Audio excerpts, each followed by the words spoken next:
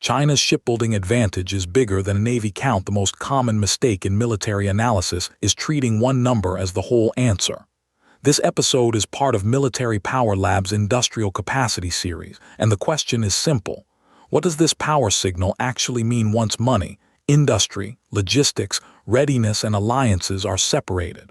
The headline is this: the strategic issue is not only fleet size, it is shipyard scale, commercial industrial depth, and repair capacity. That does not mean a simple ranking can decide military power. A budget is a flow of money. A military force is a system.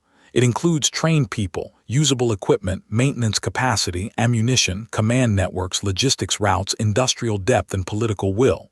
The first layer is money. Spending can reveal intent and scale.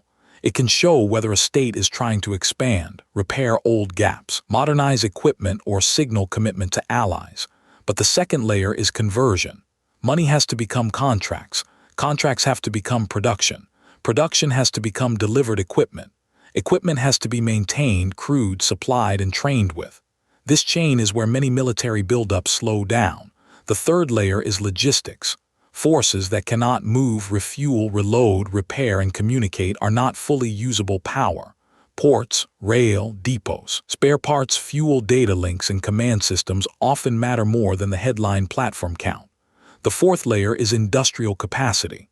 In a long crisis, the key question becomes how fast a country and its allies can replace losses, produce ammunition, repair equipment, and scale critical systems. The final layer is alliance math. Some countries are powerful alone. Others matter because of geography, basing, reinforcement routes, intelligence links, or their role inside a larger coalition.